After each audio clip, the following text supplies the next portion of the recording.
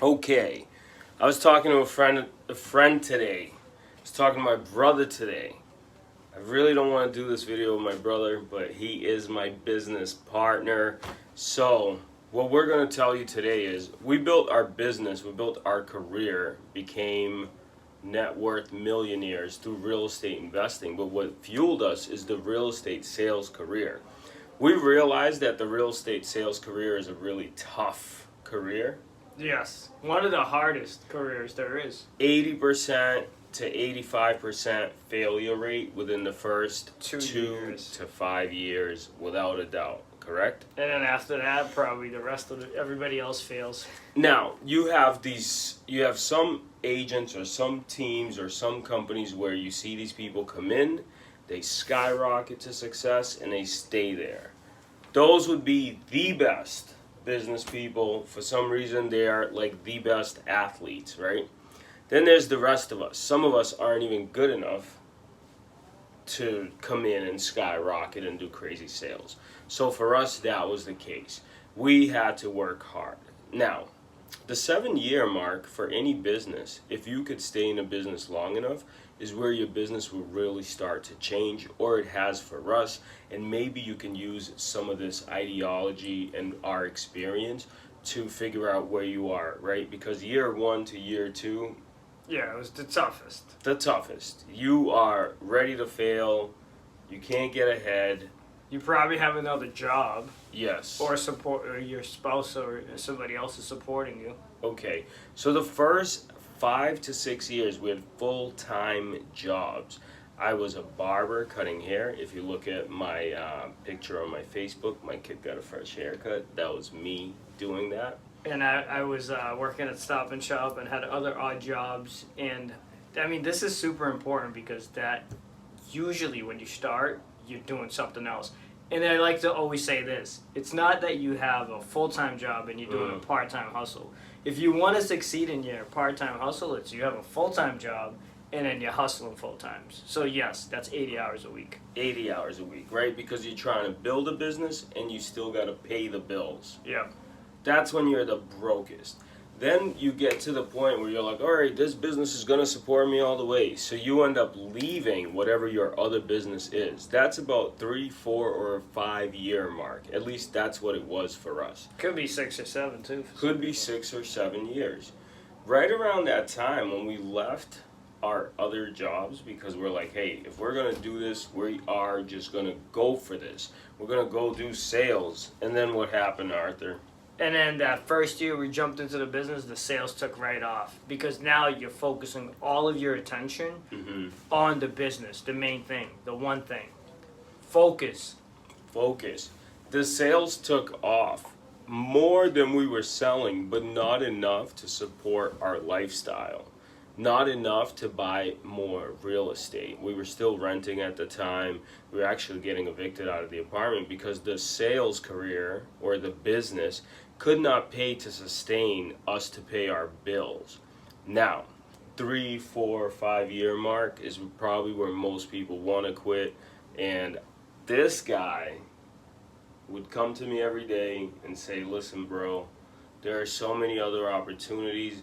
We can paint striped lines at the airport.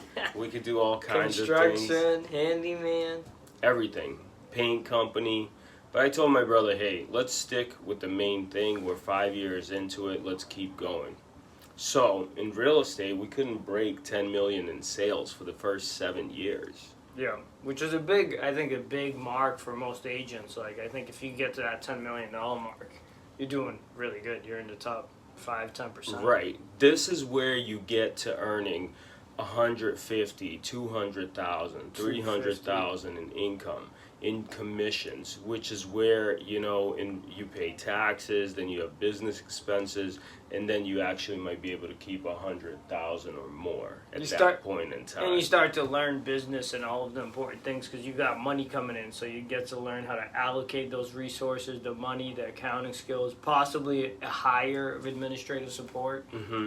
And then comes the beautiful 7-year mark. It takes about 7 years for the average person or a hard worker who just doesn't have all the lucky strides in the world to be able to get to the point where your business is finally able to have some employees, start sustaining the business more consistently, have a client base of people that actually Recommend you, refer you. reuse you again.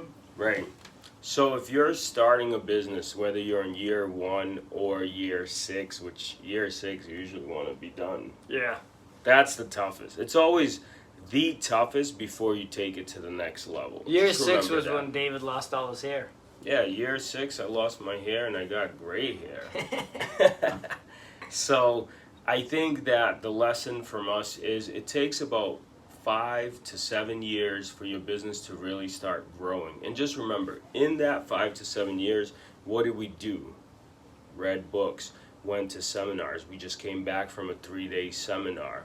Learned, grow, improved. Cut out old friends, make new, more successful friends so we can learn from people above us. Get mentors.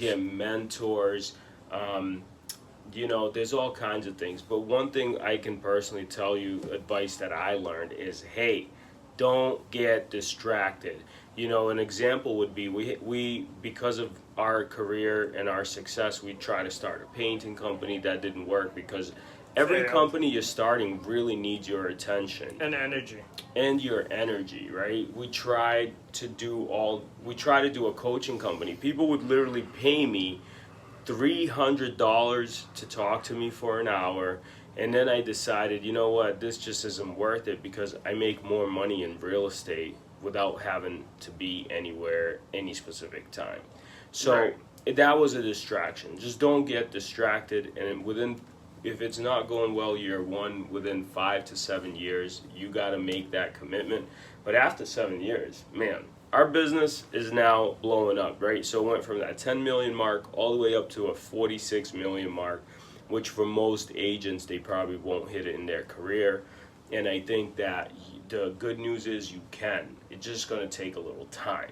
And then you're going to have different struggles and different challenges and different opportunities as they always arise in business. But the one thing I want to point out, just to wrap up your point, is a lot of times you hear on the internet, 5 streams of income, 10, 15 streams of income billionaires have. But if you actually read the biographies of these billionaires or multi-millionaires, most of them made all of their money in one thing with an extreme focus. And then once they got super successful, they diversified. But they own 10 companies. They don't run 10 companies. There's a big difference there. Right. Now, we started out in real estate sales. Now we have real estate investments. We do flips. We have a property management company, right?